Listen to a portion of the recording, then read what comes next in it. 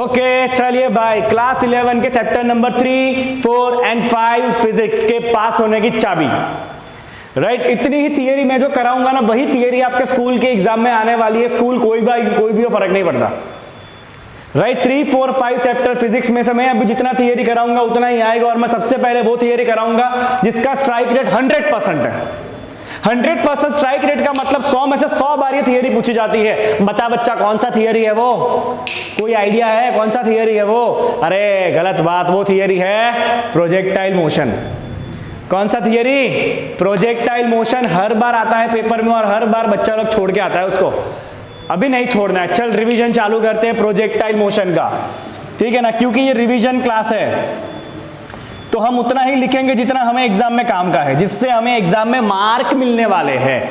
तो projectile motion का मतलब है कि अगर किसी ऑब्जेक्ट को किसी एंगल के ऊपर फेंका गया तो वो object constant horizontal velocity and constant vertical acceleration के साथ मोशन करेगा और इसे कहते हैं projectile motion.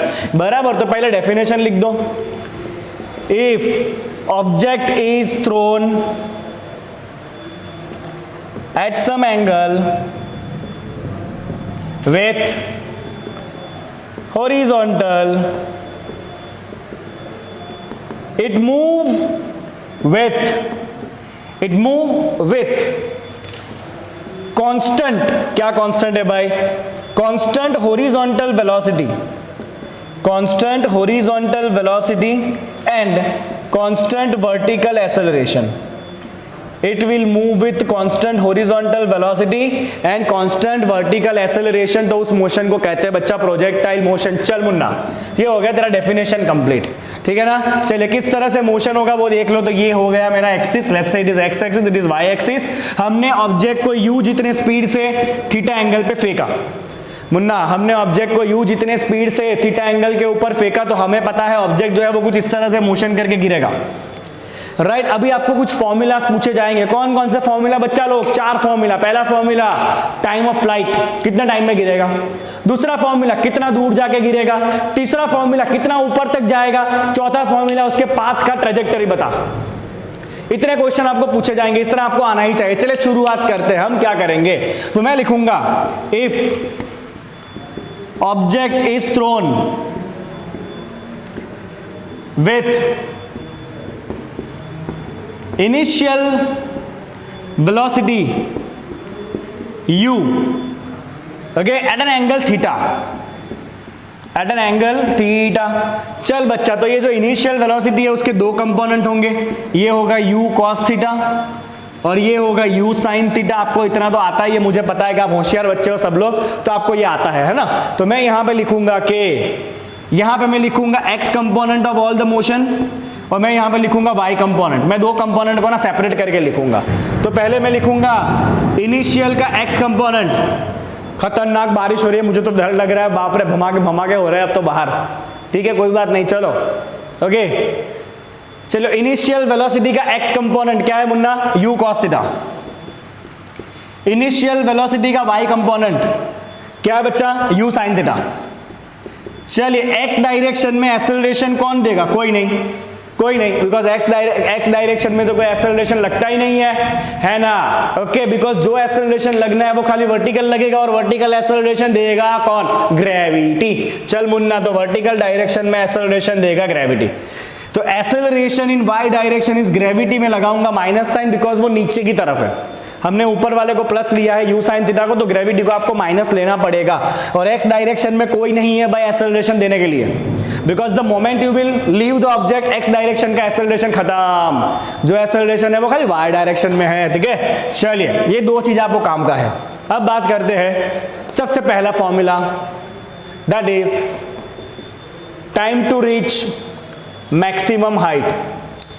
Time to reach maximum height.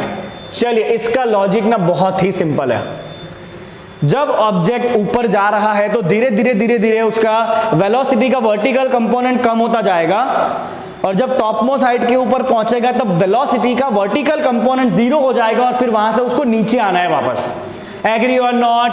Obviously agree, है ना, कोई दो मत है ही नहीं। तो जब ऑब्जेक्ट टॉप मोस्ट पॉइंट के ऊपर पहुंच जाएगा ना, जब ऑब्जेक्ट टॉप मोस्ट पॉइंट के ऊपर पहुंच जाएगा यहां पे, तो आपको ध्यान रखना है उसकी वेलोसिटी का y कंपोनेंट 0 हो जाएगा।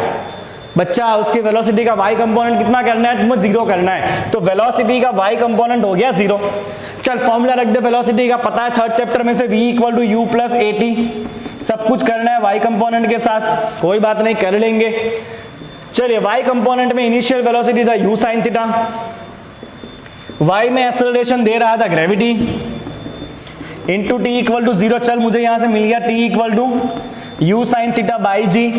तो इतना टाइम लगेगा उसको ऊपर पहुंचने में, जितना टाइम ऊपर पहुंचने में लगेगा उतना ही टाइम नीचे आने में लगेगा। तो टोटल फ्लाइट टाइम कितना हो गया? Double than this. तो मैं यहां पे लिख दूंगा कि total time of flight capital T ये हो जाएगा double than small T, that is 2u sin theta by g। चलिए पहला फॉर्मूला बन गया बच्चा, t equal to 2u sin theta by g, ये हो गया आपका पहला फॉर्मूला कंप्लीट। तो राइट, इतने टाइम के बाद ऑब्जेक्ट जो है वो नीचे आएगा, that is called as total time of flight. चल अब ये बात करते हैं कि कितना हाइट तक जाएगा, मैक्सिमम हाइट कितना। चल बात करते हैं मैक्सिमम हाइट के बारे में, ठीक है। तो मैक्सिमम हाइट, तो मुझे ना बड़ा सिंपल सा दिख रहा है कि हाइट जो है ना वो y कंपोनेंट है, हाइट जो है वो डिस्टेंस का y कंपोनेंट है। तो डिस्टेंस के y कंपोनेंट की बात करते हैं हम, हमें पता है डिस्टेंस हम लिखते हैं d equal to ut plus half a d square. क्या लिखते हैं भाई हम लिखते हैं d equal to ut plus half a d square. नहीं ऐसा नहीं लिखना है, इससे फॉर्मूला थोड़ा कॉम्प्लिकेटेड हो जाएगा। इससे अच्छा एक काम करते हैं, एक दूसरा काम करते हैं, ठीक है। v square minus u square is equal to 2ad, है ना। अपने को तो क्या है, अपने को तो खाली आंसर लाने से मतलब है, ठीक है। Let's use this and we will use the y component of all the thing. हम सबका यूज करेंगे y component, v square minus u square equal to 2ad का y कंपोनेंट यूज करेंगे, राइट। चलिए जब बच्चा टॉप मोस्ट पॉइंट के ऊपर ऑब्जेक्ट आ चुका है तो y कंपोनेंट तो 0 है, राइट। x का इनिशियल y कंपोनेंट था u sin थीटा का स्क्वायर, 2 इंटू वाई डायरेक्शन में एक्सेलरेशन दे रहा है ग्रेविटी, और जो y डायरेक्शन में डिस्टेंस कटा है that is the maximum height h। Okay, तो ले फॉर्मूला मिल गया तुझे यहां से, maximum height h is equal to u square sine square theta by 2g। अभी मैं खाली टेक्स्ट बुक के फॉर्मूला की बात करूंगा बिकॉज हम ये स्कूल एग्जाम के लिए रिवीजन कर रहे हैं, है ना। ओके, एंट्रेंस एग्जाम के लिए मैंने आपको सब कुछ डिटेल में कराया है ऑलरेडी। चलिए तो ये हो गया आपका दूसरा फॉर्मूला, मैक्सिमम हाइट होता है u square sine square theta by 2g, ठीक है। अब बारी है कि ऑब्जेक्ट कितना दूर जाके गिरेगा, कर लेते हैं, वो भी करेंगे बट पहले इतना कॉपी कर लीजिए। चलिए क्विकली, चलिए भाई तीसरा फॉर्मूला रेंज। रेंज का मतलब है फेंका हुआ ऑब्जेक्ट कितना दूर जाके गिरेगा, that is called as a range. तो मैं देख पा रहा हूं रेंज जो है ना वो x डायरेक्शन में काटा हुआ डिस्टेंस है, कोई बात नहीं, अभी कर लेंगे फटाफट। तो मैं यहां पे लिखूंगा range is distance travelled in x direction, distance travelled in x direction, that is called as range, right. चलिए तो मैं डिस्टेंस का x डायरेक्शन यूज करूंगा, x is equal to ut plus half at square, और मैं पूरा x component use करूंगा, ठीक है ना, मैं पूरे में x कंपोनेंट यूज करूंगा। चलिए x डायरेक्शन में जो डिस्टेंस काटा है उसको हम कहते हैं रेंज, राइट। x डायरेक्शन में इनिशियल वेलोसिटी कितना है मुन्ना? u cos थीटा, और टाइम कितना लोगे? तो टोटल कितना टाइम मिला उसी टाइम में आगे जाएगा ना वो। तो यहां पे आपको टाइम लेना है, total time of flight capital T. क्या लेना है बच्चों? यहां पे आपको total time of flight, because उसको टोटल टाइम मिला है, राइट। जितने टाइम में वो गिरा उतने टाइम में कितना आगे गया, क्लियर इतना। चलिए आगे देखते हैं। एक्सेलरेशन इन एक्स डायरेक्शन कोई नहीं है, एक्स डायरेक्शन में एक्सेलरेशन देने वाला कोई नहीं, ये टर्म हो गया 0। चलो बचा यहां पे u cos theta into T, ये रहा total time of flight 2u sin theta by g, ठीक है। चले बच्चों u स्क्वायर बाई g को बाहर ले लो, बचा यहां पे 2 sin theta into cos theta, ये सिंपल सा फॉर्मूला है मैथ्स का, sin 2 थीटा। क्या फॉर्मूला है बच्चों? ये मैथ्स का फॉर्मूला है sin 2 थीटा। तो ये हो गया आपका बच्चों u square sin 2 theta by g, this is the formula of the range, range का फॉर्मूला है बच्चों u square sine 2 theta by G, u square sine 2 theta by G is the formula of the range. चलिए एक और formula बाकी है बच्चों, that is the formula of trajectory. क्या है ये ट्रेजेक्टरी, बताता हूं आपको मैं। तो सपोज आपका ऑब्जेक्ट यहां पर है एट दिस पॉइंट, राइट, तो उसका x कोऑर्डिनेट कितना है, तो this is x coordinate and this is the y coordinate.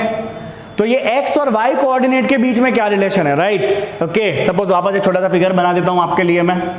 आपने ऐसे फेंका है ऑब्जेक्ट को, जब ऑब्जेक्ट यहां पर है, राइट, तो ये उसका x कोऑर्डिनेट है, ये उसका y कोऑर्डिनेट है। तो ये x और y कोऑर्डिनेट में जो रिलेशन है ना, उसे कहते हैं ट्रेजेक्टरी। चलिए ट्रेजेक्टरी कैसे लाएंगे बच्चों, तो हम y कोऑर्डिनेट यूज करेंगे, y equal to ut plus half a t square. क्योंकि मैंने y कंपोनेंट यूज किया, मैं यहां पर लिखूंगा uy, राइट। चलिए uy आपको दे दिया already, u sine theta, initial velocity in y direction is u sine theta into t, half into y direction का एक्सेलरेशन है minus g into T square. चलिए टाइम कितना लगेगा, राइट, तो यहां तक पहुंचने में मैं सिंपल सा काम करूंगा बच्चों, x डायरेक्शन की वेलोसिटी कांस्टेंट है, आपको वही यूज करना है। x डायरेक्शन का जो कांस्टेंट वेलोसिटी है ux, that is equal to distance by time. क्योंकि x डायरेक्शन में वेलोसिटी कांस्टेंट है तो आप डायरेक्ट यूज कर सकते हो, velocity equal to x distance by time, right. तो यहां से आपको टाइम मिल जाएगा बच्चों x by ux, right, and this x component is u cos theta. क्या है भाई आपका x कंपोनेंट जो है वो है u cos थीटा। तो इतना आपको ध्यान रखना है कि जो टाइम है ना, वो टाइम कितना लगेगा, टाइम आपको निकालना है x कंपोनेंट के ऊपर से, क्योंकि x कंपोनेंट में वेलोसिटी चेंज नहीं हो रहा है। तो मैं यहाँ पे अब टाइम की जगह पे ये डाल दूंगा x by u cos theta, मेरा खेल खत्म। u sin थीटा टाइम की जगह पे डाल दो x by u cos theta minus half into G x by u cos theta का स्क्वायर। चले u cut, sine by cos tan theta that is x tan theta minus half into G X square divide by U square cos square theta. ये हो गया आपका relation between X and Y coordinate. इसे हम कहते हैं बच्चों trajectory. क्या कहते हैं इसे, हम कहते हैं ट्रेजेक्टरी का formula, right. This is the formula which relate X and Y coordinate. तो ये हो गया बच्चों आपका सबसे ज्यादा इंपॉर्टेंट 100% स्ट्राइक रेट वाला theory, that is the projectile motion. चलिए इसके बाद ऐसी थियरी कराऊंगा जिसका स्ट्राइक रेट करीब 99% के आजू बाजू है, मतलब वो भी थियरी ऑलमोस्ट पूछा जाता है हर बार। चलिए मैं अलग अलग मिक्स चैप्टर में से थियरी कराऊंगा, बिकॉज आई बिलीव कि आप तीनों चैप्टर को पढ़ चुके हो। It is just a revision class, right? तो मैं तीनों चैप्टर में से मिक्स थियरी कराऊंगा on the basis of their importance. Most important theory is this one. इसके बाद नेक्स्ट आ रहा है बच्चों, that is a maximum safe speed, theory of the maximum safe speed. बहुत इंपॉर्टेंट है, चलिए इसको पहले कॉपी करिए फटाफट। ओके, दूसरे नंबर का थियरी जो सबसे ज्यादा इंपॉर्टेंट है वो है maximum safe speed. 5th chapter का ये क्वेश्चन है, maximum safe speed while taking the turn. अब यहाँ पे दो तरह के क्वेश्चन है, आपको ध्यान से देखना है। क्या लेवल रोड के ऊपर पूछा है कि फिर बैंकिंग किए हुए रोड के ऊपर पूछा है। गलती कर देते एग्जाम में बच्चे, देखे बिना लिख देते, राइट। तो पहले मैं कराऊंगा आपको on a level curve road, on a level curve road, right. चलिए आपका रोड कैसा है बच्चों, लेवल है। ओके, तो ये आप पहले एक रोड बना दोगे इस तरह से, राइट। इस रोड के ऊपर आप एक गाड़ी को पीछे से दिखा दोगे, ये उसके टायर है गाड़ी के, राइट। चलिए गाड़ी जो है बच्चों वो v जितने स्पीड से जा रहा है, कितने स्पीड से जा रहा है, गाड़ी v जितने स्पीड से जा रहा है, और उसको टर्न मारना है जिस टर्निंग का रेडियस जो है वो r है। लेट्स से कि ये जो आपका रास्ता है उसका रेडियस कितना है, r है, राइट। तो आपको इसके ऊपर कौन कौन से फोर्सेस लग रहे हैं वो बताना है, राइट। फोर्स के कंपोनेंट की बात करेंगे, गाड़ी लेवल रोड के ऊपर नीचे की तरफ लगेगा उसका मास इंटू ग्रेविटी, ऊपर की तरफ लगना है नॉर्मल फोर्स।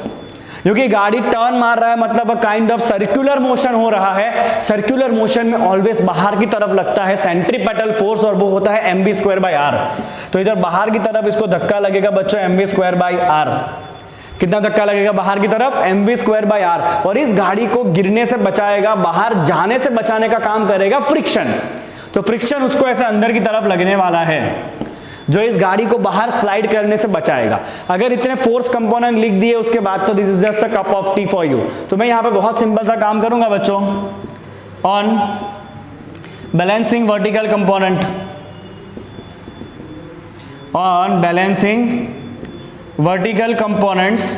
चलिए वर्टिकल कंपोनेंट दिख रहा है मुझे, n को बैलेंस करेगा mg, राइट। n को बैलेंस किया mg, राइट। एंड मैं लिखूंगा कि अगर सेफली टर्न मारना है स्किड किए बिना, तो ये तभी हो सकता है जब ये बाहर की तरफ लगने वाला फोर्स कम हो और फ्रिक्शन ज्यादा हो, राइट। क्योंकि अगर ये बाहर की तरफ लगने वाला फोर्स ज्यादा हो गया तो गाड़ी फिर स्किड करके बाहर चली जाएगी, जो हम नहीं चाहते हैं, something we don't need, right. तो हम यहां पे क्या करेंगे बच्चों, हम लिखेंगे कि to take turn without sleeping, right, sliding लिख सकते हो, स्किडिंग लिख सकते हो, ओके। ये जो फ्रिक्शन है that should be more than mv square by R, और you can say mv square by R should be less than और इक्वल टू फ्रिक्शन। ये जो mv स्क्वायर बाय आर है ना, वो फ्रिक्शन से कंपेयर में कम होना चाहिए, तो ही आप बचे रहोगे, नहीं तो आप गए, ओके। चलिए बच्चों कोई बात नहीं, तो mv square by R should be less than equal to, now what is friction, friction होता है mu into normal reaction, friction होता है mu into normal reaction, and I can see normal equal to mg, put it here, normal is mg। चलिए mass of the vehicle is cut, right. तो यहां से आप r को ऊपर लीजिए, फिर अंडर रूट निकालिए, v should be less than equal to mu R G. तो मैक्सिमम सेफ स्पीड होता है लेवल रोड के ऊपर under root of mu R G. इससे कम स्पीड पे आपको टर्न मारना है, इससे ज्यादा स्पीड पे टर्न मारा गाड़ी बाहर चली जाएगी, गाड़ी जो है वो स्किड कर देगा और रोड के बाहर निकल जाएगा। तो ये आपका पहला थियरी हो गया बच्चों लेवल रोड के ऊपर। अगर यही थियरी आपको पूछा गया है ऑन अ बैंक्ड रोड, अब क्या करोगे, चलिए वही theory on the banked curve road. So if it is a case of the banked curve road, तो आपको क्या करना है बच्चों, ये आपका टर्न है और अब जो रोड है ना वो इस तरह से बैंक बनाया गया है, एक तरफ से थोड़ा ऊंचा कर दिया गया है रोड को, let's say this angle is theta, okay. और आपकी गाड़ी जब टर्न मार रही है it will appear like this, okay. We will write about the component of the forces, force के कंपोनेंट की बात करेंगे यहां भी हम। चलिए बच्चों क्या करने वाले, बहुत सिंपल है, नीचे की तरफ लगेगा always gravity mg, without any doubt mg always act in vertically downward direction.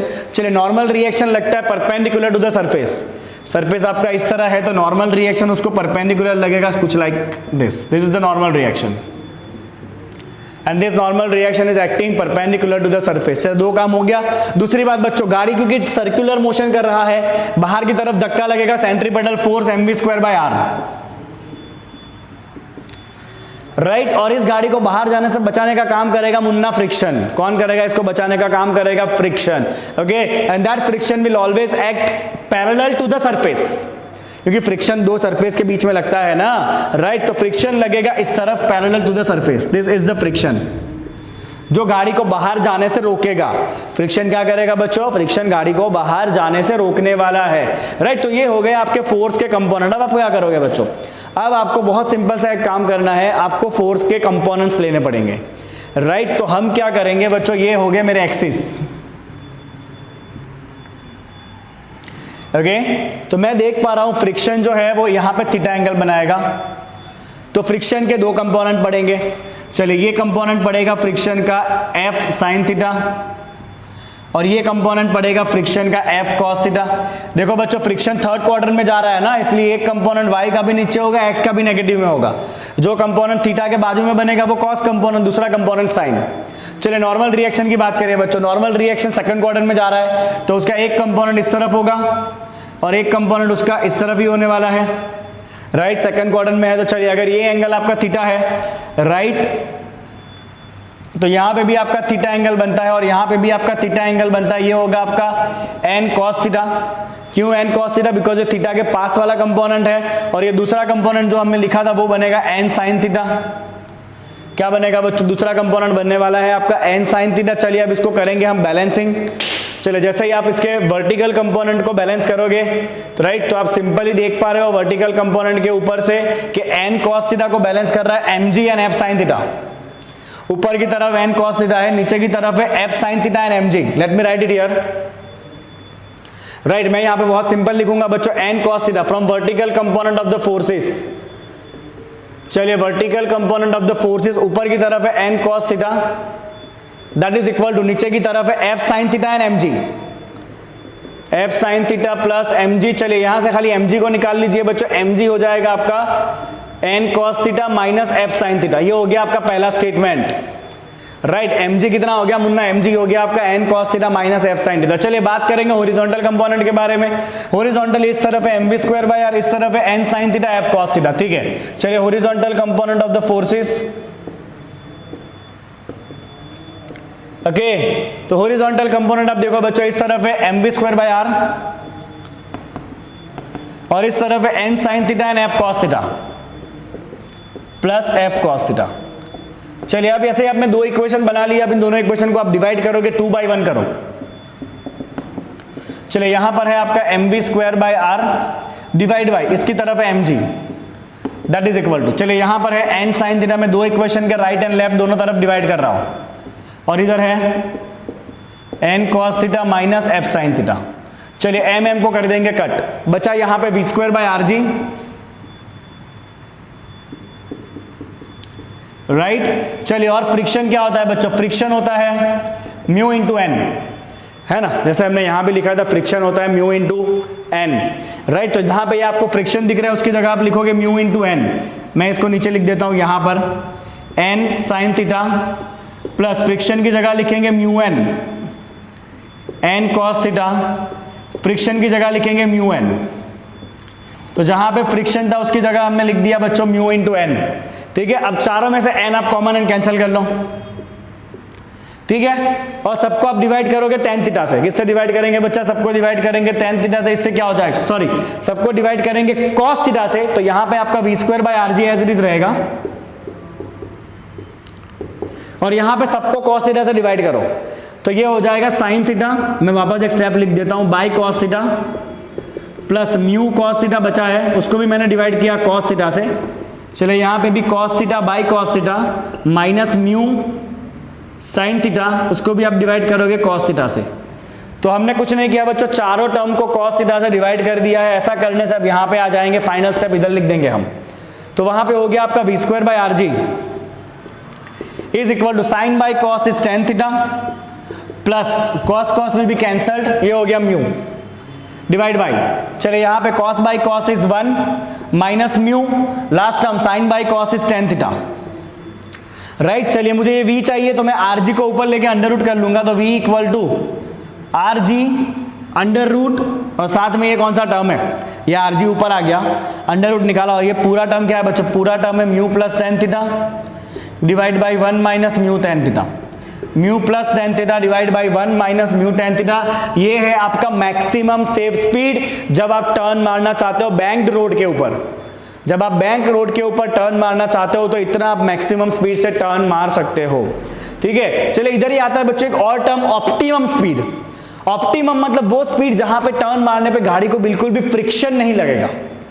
तो ऑप्टिमम स्पीड के लिए आप इसी फॉर्मूला के अंदर म्यू 0 रख दोगे, because there is no friction, right. तो मैं यहां पे लिखूंगा, कहां पे लिखो, इधर लिख दूं छोटा सा बॉक्स बना के। चलिए ऑप्टिमम स्पीड के लिए फ्रिक्शन लग दोगे 0, जैसे यहां पे आप 0 रखोगे ये 0 हो गया, बचा tan थीटा, ये तो 0 हो गया पूरा ही, बचा नीचे 1, तो खाली यहां पे tan थीटा बचेगा, आरजी को ऊपर ले लो, ये हो जाएगा आपका v equal to under root of R G tan theta, this is the optimum speed. तो जब भी बैंक रोड के ऊपर आपको टर्न मारना हो और आप चाहते हो कि गाड़ी के टायर को बिल्कुल भी फ्रिक्शन ना लगे, वियर एंड टीयर बिल्कुल मिनिमम हो, तो आपको इतने स्पीड से टर्न मारना चाहिए ताकि कोई भी फ्रिक्शन ना लगे। चलिए तो ये दूसरे दो थियरी हो गए जिसका स्ट्राइक रेट 99% है एग्जाम्स में। कितना भाई, 99% इसका स्ट्राइक रेट है। चलिए इसको कॉपी करिए, इसके बाद नेक्स्ट थियरी करेंगे जिसका स्ट्राइक रेट इससे थोड़ा कम है बट एग्जाम के लिए इंपॉर्टेंट है। चलिए भाई नेक्स्ट इंपॉर्टेंट थियरी जो भी 4 मार्क में पूछा जा सकता है वो है formula of the centripetal acceleration. चलिए let's see formula of centripetal acceleration, right. तो आपको इतना पता है बच्चों के यूनिफॉर्म सर्कुलर मोशन में स्पीड चेंज नहीं होता है बट वेलोसिटी हर एक पॉइंट के ऊपर चेंज होगा क्योंकि वेलोसिटी होता है वेक्टर क्वांटिटी, राइट। तो हम यहां पे लिखेंगे कि इन यूनिफॉर्म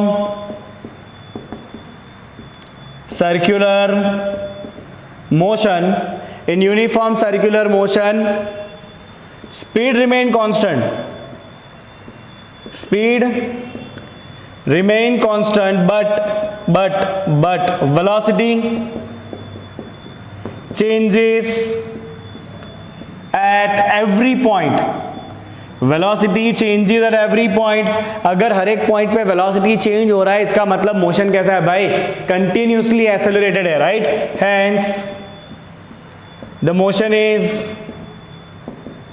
एक्सेलरेटेड।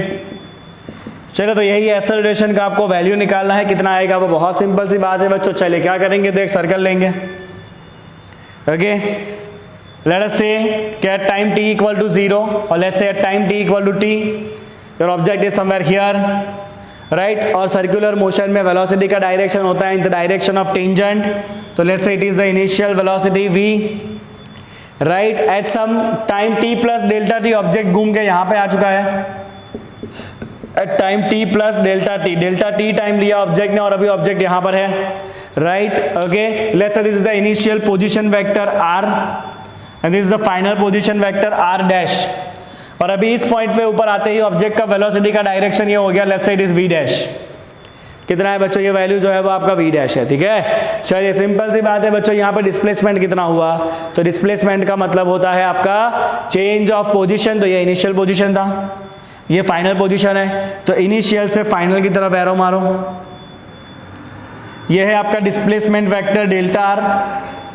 क्या है बच्चों, ये है आपका displacement vector delta R. Very simple, you can see in the graph, in the figure, right. इतना ऑब्जेक्ट ने डिस्प्लेसमेंट किया है, ओके। चलिए वेलोसिटी में चेंज का अगर आपको वेक्टर बनाना है तो आप क्या करोगे, आप अलग से एक फिगर बनाओगे बच्चों, छोटा सा फिगर करना है आपको, ओके। आप यहाँ से एक पॉइंट इधर खींचोगे, इस पॉइंट के ऊपर आपका v इस तरफ है, इनिशियल वेलोसिटी। आपको ध्यान रखना है फिगर ड्रॉ करते वक्त, मैं बताऊंगा क्या ध्यान रखना है वो। चलिए ये आपका v है, ओके, और v डैश जो है आपको इसी पॉइंट के ऊपर अपने ओरिजिनल डायरेक्शन में रखना है, तो यहां से ही अपने v डैश इस तरफ रखेंगे ओरिजिनल डायरेक्शन में, राइट। और वेलोसिटी चेंज कितना हुआ, ये vector, this is the change of velocity vector delta v, okay. And ध्यान ये रखना है कि डेल्टा v जो है ना वो कंपलसरी सेंटर में से पास होना चाहिए, तो ही आपको पूरे मार्क मिलेंगे, बाकी आपको पूरे मार्क नहीं मिलने वाले हैं, ध्यान रखना बच्चों, ठीक है। तो ये हमने पहले डिस्प्लेसमेंट का बना लिया और फिर हमने ये वेलोसिटी चेंज का वेक्टर वाला बना लिया। और अब आप लिखोगे this both triangles are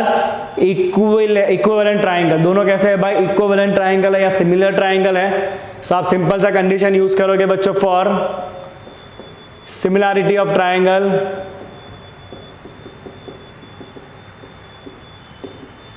okay.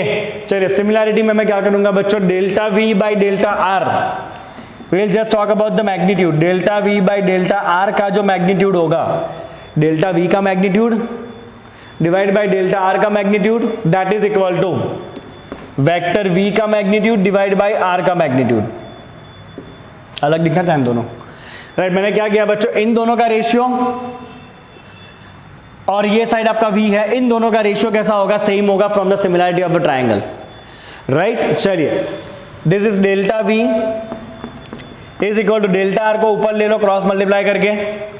चलिए वेलोसिटी का जो वैल्यू है वो चेंज नहीं होने वाला है, बिकॉज यूनिफॉर्म मोशन है। वेलोसिटी का मैग्नीट्यूड का मतलब होता है स्पीड, और स्पीड यहाँ पे बिल्कुल भी चेंज नहीं हो रहा है, तो ये है आपका स्पीड डिवाइड बाई ये पोजीशन वेक्टर r कितना है बच्चों, r जो है वो रेडियस जितने हैं, r हो या r डैश हो they, all are equal to radius, let's keep it r only. आपको चाहिए एक्सेलरेशन, आपको पता ही है बच्चों एक्सेलरेशन होता है change of velocity by change of time, तो एक्सेलरेशन a होता है बच्चों delta v by delta t, ये आपका डेल्टा v। चलिए इसको डिफरेंशिएट करेंगे तो हम क्या लिखेंगे यहाँ पे, delta r by delta t हो जाएगा, ये तो एज इट इज है v बाई r। तो ओके मुझे क्या करना है, delta v by delta t, तो अल्टीमेटली यहाँ भी नीचे डेल्टा t आ जाएगा, तो ये हो गया आपका एक्सेलरेशन। चलिए बच्चों बहुत सिंपल है, what is delta r by delta t।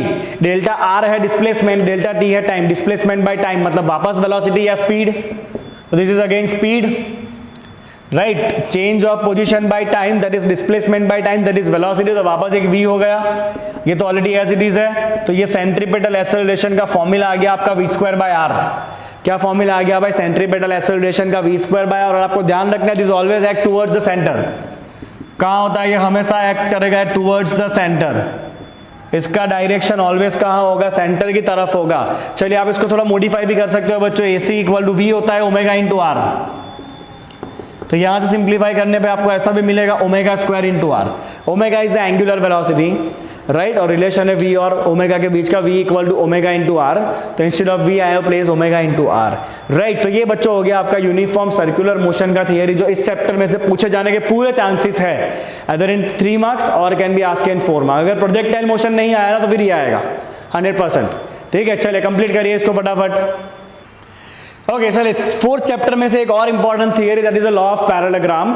Okay, that is your example number 4.2, that is very very very important for your exam, that is the resultant of the 2 vector, resultant of 2 vector. Sir थोड़ा सा maths पे इसमें काम करना है, मैं ज्यादा कोई टाइम वेस्ट नहीं करूंगा। देखिए क्विकली कैसे करेंगे काम, ये ले लो वेक्टर ए, ओके, ये ले लेंगे वेक्टर बी, दोनों के बीच का एंगल है थीटा। हम कोई भी टाइम पास करे बिना इस बी को एकदम पैरेलल खींच के इसके सिर के ऊपर रख देंगे, this is also your vector B, right, okay, and this angle is going to be theta here. चलिए अब ए के टेल से बी के हेड को जोड़िए, ये हो गया resultant vector A plus B, and that is your resultant vector, we call it as R, okay. And मान लेते हैं रिजल्टेंट वेक्टर यहाँ पे एंगल बना रहा है थीटा, कितना एंगल बना रहा है भाई, रिजल्टेंट यहाँ पर थीटा एंगल, सॉरी थीटा तो हमने लिया ना already, let's say resultant angle जो है ये ए और बी के बीच का एंगल थीटा है, रिजल्टेंट एंगल ए के साथ अल्फा एंगल बना रहा है सपोज, ओके। चलिए क्या करेंगे, सबसे पहले रिजल्टेंट का वैल्यू निकाल देते हैं। तो हम क्या करेंगे कि आपका जो रिजल्टेंट वेक्टर है ना आर, उसके 2 कंपोनेंट है, राइट, कौन कौन से, तो अगर आप यहाँ से एक लाइन खींचोगे तो ये है आपके रिजल्टेंट का एक्स कंपोनेंट, और ये जो बना वो है आपके रिजल्टेंट का वाई कंपोनेंट, राइट। ये जो आपका रिजल्टेंट वेक्टर है उसको आप जब रिजॉल्व करोगे, यहां से आप लाइन खींचोगे तो ये रिजल्टेंट का एक्स कंपोनेंट है और ये रिजल्टेंट का वाई कंपोनेंट है, ठीक है। चलिए सिमिलरली आपका जो बी वेक्टर है बच्चों, बी वेक्टर ऐसे है, उसके भी 2 कंपोनेंट है, राइट, ये जो है वो बी का वाई कंपोनेंट है और इतना जो है वो बी का एक्स कंपोनेंट है। अगर आपको इतना रिजोल्यूशन समझ में आ गया तो फिर इस थियरी में और कुछ नहीं है, राइट। ये जो b है वो इंक्लाइंड है, तो b के 2 कंपोनेंट पड़ेंगे, आप सीधे ऐसे लाइन खींचो, ये x कंपोनेंट है, ये y कंपोनेंट है। आपका रिजल्टेंट वेक्टर ऐसे है, उसके भी 2 कंपोनेंट पड़ेंगे, ये x कंपोनेंट है पूरा और ये y कंपोनेंट है। चलो तो मैं सिंपल सी बात करूंगा, यहां से मुझे दिख रहा है रिजल्टेंट का y component is equal to b का y कंपोनेंट। रिजल्टेंट का y कंपोनेंट कितना है बच्चों, रिजल्टेंट का y कंपोनेंट एंड b का y कंपोनेंट सेम है, और b का y कंपोनेंट क्या होगा बच्चों, b sin theta. y component क्या होगा, देखो ये एंगल आपका थीटा है, ये हाइपोटेन्यूज b है, तो अपोजिट साइड क्या बनेगा, डेफिनेटली आपका अपोजिट साइड बनेगा b sin थीटा, ये आपका वेक्टर b है, राइट। तो ये अपोजिट साइड बनेगा b sin थीटा। चलिए x कंपोनेंट कितना होगा बच्चों, तो रिजल्टेंट का x कंपोनेंट में देख रहा हूं पूरा है, राइट, और उसके अंदर a वेक्टर पूरा आ रहा है और b का x कंपोनेंट आ रहा है, तो a plus B X, right. मैं टाइम पास नहीं कर रहा हूं, मैं फटाफट आपको टिक बता रहा हूं कैसे आपको करना है वो। रिजल्टेंट का y कंपोनेंट, b का y कंपोनेंट जितना है, रिजल्टेंट के x कंपोनेंट में ये a तो पूरा आ गया और साथ में b का x कंपोनेंट आ गया, राइट। चलिए बच्चों b का x कंपोनेंट होगा b cos थीटा, तो ये मैंने रिजल्टेंट के दोनों कंपोनेंट निकाल दिए। क्या निकाल लिया बच्चों, मैंने रिजल्टेंट के यहाँ पे दोनों कंपोनेंट निकाल लिए, ठीक है। अब मैं क्या करूंगा, तो रिजल्टेंट वेक्टर का मैग्नीट्यूड होता है, जब भी आपके पास 2 कंपोनेंट है तो फाइनल होता है under root of R X square plus R Y square. जब 2 कंपोनेंट होते हैं भाई तो फाइनल क्या होता है, under root of R X square plus R Y square. चलिए आर एक्स क्या है आपका, ये रहा a plus B cos theta whole square, R Y क्या है बच्चों, b साइन थीटा का होल स्क्वायर, ब्रैकेट ओपन करोगे अब आप, a square plus 2ab cos theta plus b square cos square theta is equal to b square sine square theta, ठीक है, okay. चलिए इन दोनों में से आप b स्क्वायर कॉमन निकालोगे, कॉस स्क्वायर साइन स्क्वायर 1 हो जाएगा, ये हो गया आपका a स्क्वायर प्लस यहां से खाली बचेगा b square plus 2ab cos theta. This is the magnitude of the resultant vector. इतना होगा रिजल्टेंट वेक्टर का magnitude in terms of ab and angle. तो resultant vector is under root of a square plus b square plus 2ab cos theta, a square plus b square plus 2ab cos theta, right. चलिए resultant angle कितना बनाएगा, तो अगर resultant ने a के साथ alpha angle बनाया है, राइट, तो if resultant make angle alpha with a, तो मुझे तो बहुत सिंपल दिख रहा है, यहां से अगर मैं tan अल्फा लेता हूं, ओके, ये ट्राइंगल से, okay, I am using this triangle जो मैंने ब्लू से अभी मार्क किया, तो tan अल्फा क्या होगा, tan अल्फा होगा अपोजिट साइड जो है आपका b का y कंपोनेंट और यू कैन से r का y कंपोनेंट डिवाइड बाय ये क्या है आपका r का x कंपोनेंट, ये आपका एडजेसेंट साइड क्या है, adjacent side is x component of r, चलिए y कंपोनेंट कितना है बच्चों, y कंपोनेंट है b sin theta divide by r का x कंपोनेंट कितना है, r का x कंपोनेंट है a plus B cos theta. तो ये हो गया angle made by the resultant vector with vector a। इस तरह से आप सिंपली लॉ ऑफ पैरेललोग्राम को यूज कर सकते हो और रिजल्टेंट फाइंड कर सकते हो एग्जाम में आने के लिए। बहुत इंपॉर्टेंट ये थियरी है। चलिए फटाफट कॉपी कर लीजिए इसको। ओके चलिए थर्ड चैप्टर में एक इंपॉर्टेंट थियरी है बच्चों, that is the formula of the uniform accelerated motion from chapter 3। Formula of uniformly accelerated motion, right. इसमें दो अलग अलग मेथड है बच्चों। एक मेथड है आपका ग्राफिकल और दूसरा है मेथड ऑफ कैलकुलस। हम दोनों यहां पे एक ही बोर्ड के ऊपर कंप्लीट कर लेंगे। चलिए पहला मेथड है बच्चों graphical, method 1 is graphical and then we will go with the method 2 which is calculus method. Very important for 3 और 4 marks, right, very important for 3 और 4 मार्क्स। ओके चलिए बच्चों शुरू करते हैं, यहां से आ जाओ। तो पहले ग्राफिकल मेथड में एक ग्राफ बनाएंगे वेलोसिटी वर्सेस टाइम का। ओके लेट्स से कि स्टार्टिंग में वेलोसिटी था v0 और t टाइम में वेलोसिटी यूनिफॉर्मली बढ़ के पहुंच गया v0 के ऊपर, फाइनल वेलोसिटी लेते v, राइट। तो स्टार्टिंग में वेलोसिटी v0 था, t टाइम में यूनिफॉर्म एक्सेलरेशन मिला और वेलोसिटी बढ़ के v हो गया फाइनली, ठीक है ना। चलिए तो वेलोसिटी में चेंज कितना हुआ, तो ये इनिशियल वेलोसिटी है, ये पूरा फाइनल वेलोसिटी है, तो इतना वेलोसिटी में चेंज हुआ that is v minus v0, right. Velocity में चेंज कितना हुआ बच्चों, वेलोसिटी में चेंज हुआ है आपका v माइनस v0 जितना। ओके ये वैल्यू आपका खाली v0 है, इनिशियल वेलोसिटी, राइट, और ये आपका t है इतना। चलिए सबसे पहले फर्स्ट इक्वेशन डिराइव करते हैं कि जब भी वेलोसिटी वर्सेस टाइम का ग्राफ है उसका आप स्लोप निकालोगे तो स्लोप आपको देता है एक्सेलरेशन। तो मैं पहला लिखूंगा बच्चों एक्सेलरेशन का formula, acceleration is equal to slope of vt graph, acceleration is slope of vt graph. चलिए बच्चों तो स्लोप का मतलब होता है डिफरेंस ऑफ y, तो y का डिफरेंस कितना है, यहां पे कितना डिफरेंस आया ग्राफ में b minus v0 divide by difference of x, x में कितना डिफरेंस आया टाइम जितना।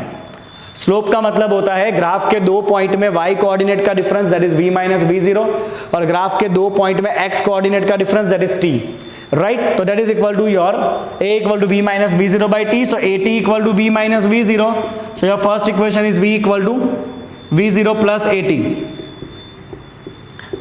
That's the first equation v equal to v0 plus at, right. चलिए बच्चों आगे बढ़ते हैं, सेकेंड बात करते हैं। ओके दूसरा फॉर्मूला, अगर आपको डिस्टेंस निकालना है तो डिस्टेंस होता है बच्चों area under the graph. Distance क्या होता है, डिस्टेंस होता है आपका एरिया अंडर vt ग्राफ। शायद कैलकुलस के लिए दूसरा बोर्ड लेना पड़ेगा हमें, कोई बात नहीं। चलिए area under the vt graph, तो यहाँ पे मैं देख पा रहा हूँ कि एरिया जो है ना उसमें दो चीजें आएगा, ट्राइंगल प्लस रेक्टेंगल, क्योंकि टोटल जो एरिया है ग्राफ के नीचे उसमें ट्राइंगल भी है और साथ में रेक्टेंगल भी है, राइट। ट्राइंगल का एरिया होता है बच्चों half into base into height. Triangle का बेस है t जितना और ट्राइंगल का हाइट है v minus v0 plus rectangle का एरिया होता है बच्चों लेंथ इंटू विथ, लेंथ है t जितना और इसका विथ है v0 जितना रेक्टेंगल के लिए। ओके चलिए आप जैसे इसको सिंप्लीफाई करोगे ब्रैकेट खोल के ये हो जाएगा आपका half into v plus v0 into t। क्या हो जाएगा बच्चों आपका, ये डिस्टेंस का फॉर्मूला हो जाएगा half into v plus v0 into t। चलिए अब यहां से मैं आपको दो चीजें एक साथ में बता दूंगा। अगर आप सब्स्टिट्यूट करोगे v0 इक्वल टू,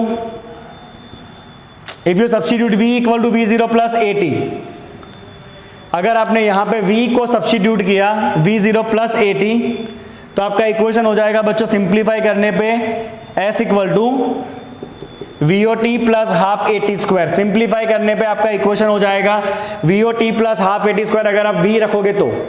और अगर आपने टाइम की जगह पे सब्स्टिट्यूट किया, राइट, कहां से करना है टाइम को सब्स्टिट्यूट, देखो यहां पे आ जाओ बच्चों, इधर से आपको टाइम क्या मिलेगा, टाइम मिलेगा v minus v0 by a, time is equal to v minus v0 by a. अगर आपने यहां पे रखा, if you put time is equal to v minus v0 by a, और फिर आप जैसे ही सिंप्लीफाई करोगे तो आपको फॉर्मूला मिल जाएगा बच्चों 2as equal to v square minus vo square.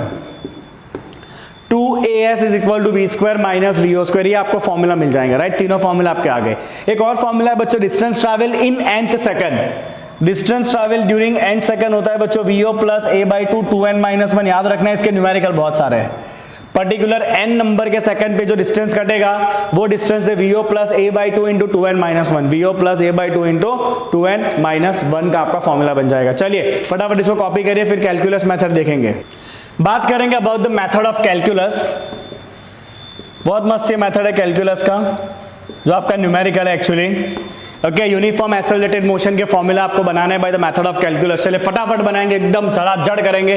क्या करेंगे, सबसे पहला आएगा acceleration is equal to dv by dt, है ना। एक्सेलरेशन होता है बच्चों change in velocity per unit time, that is dv by dt। चलिए तो एक्सेलरेशन हो जाएगा आपका, और you can write this a into dt is equal to dv, खाली dt ऊपर लिया है। अब क्योंकि ये आपका डिफरेंशियल के फॉर्म में है तो आप दोनों तरफ करोगे इंटीग्रेशन। एक्सेलरेशन तो कांस्टेंट है, मतलब उसको इंटीग्रेट नहीं करना है, तो a रहेगा एज इट इज, dt का इंटीग्रेशन हो जाएगा टाइम, dv का इंटीग्रेशन हो जाएगा वेलोसिटी, ठीक है ना। dt का इंटीग्रेशन t हो जाएगा, dv का इंटीग्रेशन v हो जाएगा। चलिए अब आगे क्या करना है बच्चों, वेलोसिटी स्टार्टिंग में v था, फाइनली v हुआ है। वेलोसिटी स्टार्टिंग में v था और फाइनली v हुआ है। टाइम स्टार्टिंग में 0 था, फिर फाइनली t हुआ है ना। चलिए तो a एज इट इज, पहले अपर लिमिट रखेंगे माइनस लोअर लिमिट रखेंगे, पहले अपर लिमिट रखेंगे माइनस लोअर लिमिट रखेंगे, ये अपर लिमिट है ये लोअर लिमिट है, ठीक है। चलिए ब्रैकेट ओपन करेंगे बच्चों, at equal to v minus v0, ये पहला फॉर्मूला हो गया आपका, v equal to v0 plus at। चलो फर्स्ट फॉर्मूला आपका हो गया बच्चों, that is v equal to vo plus at। चलिए अब दूसरे फॉर्मूला की बात करते हैं, किस तरह से डिराइव करेंगे सेकंड फॉर्मूला, ध्यान से देखना बच्चों। तो वेलोसिटी होता है बच्चों displacement by time, let's write dx by dt, है ना। वेलोसिटी होता है displacement per unit time, so velocity is dx by dt। वापस वही करना है, क्रॉस मल्टीप्लाई करो, v dt equal to dx, दोनों तरफ कर लो इंटीग्रेशन, है ना। देखो कितना फटाफट मैं काम कर रहा हूं, dx मैंने ऊपर लिया और फिर दोनों तरफ मैं कर रहा हूं इंटीग्रेशन। चलिए बच्चों वेलोसिटी का फॉर्मूला है हमारे पास, ये रहा vo प्लस at, तो v की जगह रखेंगे vo plus at, dt as it is integration of dx। अब करेंगे इंटीग्रेशन। चलिए बच्चों vo एज इट इज, उसके साथ टाइम वाला कोई टर्म नहीं है तो साथ में एक टाइम आ जाएगा, a एज इट इज, उसके पास टाइम का एक पावर है, इंटीग्रेशन करोगे पावर में 2 हो जाएगा, नीचे 2 से डिवाइड करना है, ये बेसिक इंटीग्रेशन के रूल है, राइट। चलिए टाइम का हमें लिमिट रखना बाकी है, dx है आपका डिस्प्लेसमेंट, डिस्प्लेसमेंट dx को इंटीग्रेट करोगे तो x हो जाएगा। ओके, लिमिट की बात करते हैं बच्चों, स्टार्टिंग में टाइम 0 था, फिर फाइनली टाइम t हुआ है, डिस्प्लेसमेंट स्टार्टिंग में 0 था, फिर फाइनली x हुआ है। चलिए कुछ ज्यादा करना नहीं है, पहले अपर लिमिट रखोगे आप vo t plus half at square, lower limit तो दोनों जगह 0 हो जाएगा, चलो छोड़ो इसको, अपर लिमिट x रखो, लोअर लिमिट 0, ये हो गया आपका दूसरा इक्वेशन।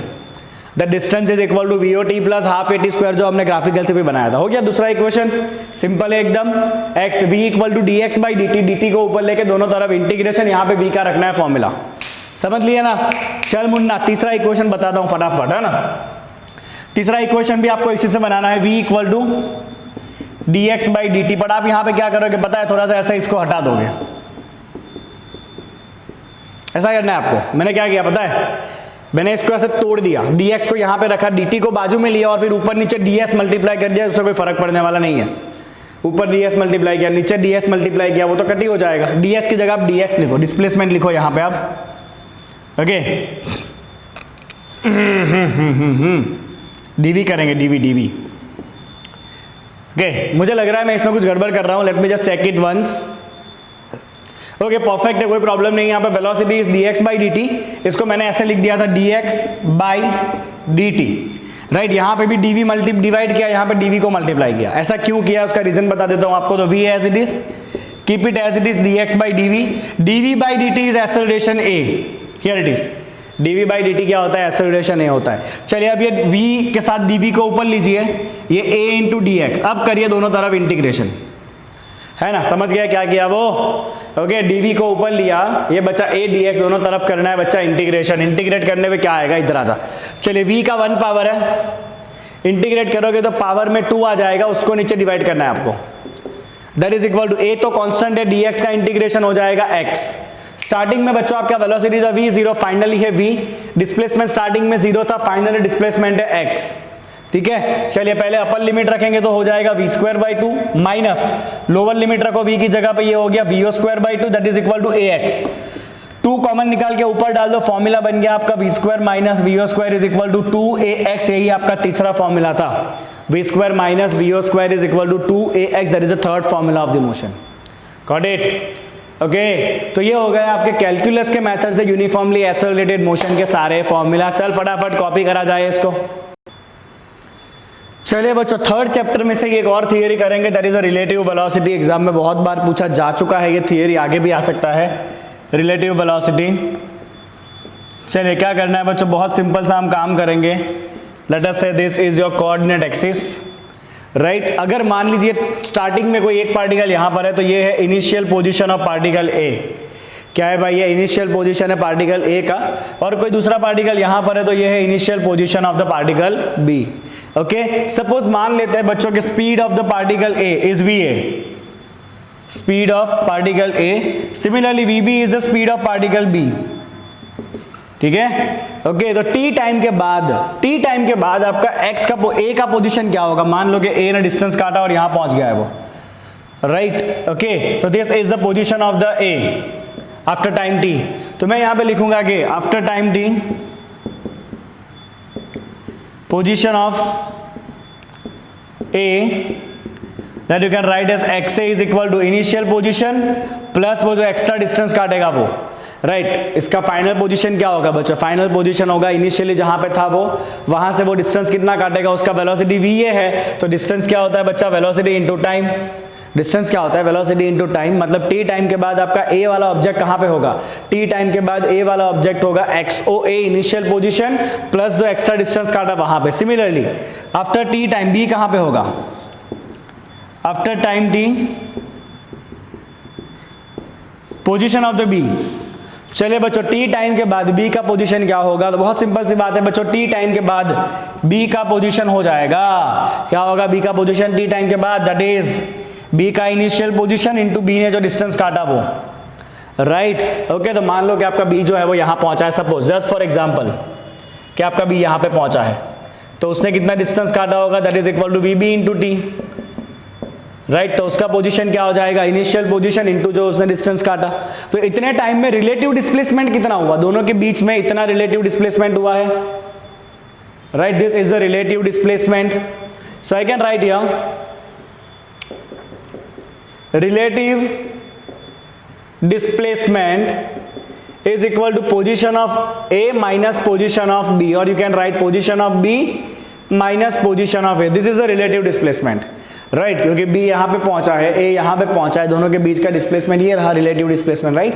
चलिए XB माइनस XA, तो XB यहाँ पर दिखेगा बच्चों आपको XOB प्लस VBT, XA आपको दिखेगा XOA प्लस VAT, यहाँ पे है माइनस साइन। ये हो गया बच्चों आपका XOB माइनस XOA प्लस बाकी दो टर्म में से आप T कॉमन निकालोगे, ये हो गया VB minus VA, right. Okay VB minus VA। अब ये जो टर्म बनाना बच्चों, this is nothing but this is relative velocity of B with respect to A। क्या है ये, relative velocity of B with respect to A, जिसको हम कहेंगे VBA, that is VB minus VA, VBA that is VB minus VA and that is a relative velocity। मतलब दोनों का जो पोजीशन चेंज हो रहा है ना, वो पोजीशन या डिस्प्लेसमेंट का जो रेट है वो इसके हिसाब से वेरी हो रहा है VB minus VA से, and this VB minus VA is called as what, relative velocity, as simple as that। समझ गए आप, राइट। चलिए कॉपी करेंगे इसको बहुत ही जल्दी जल्दी।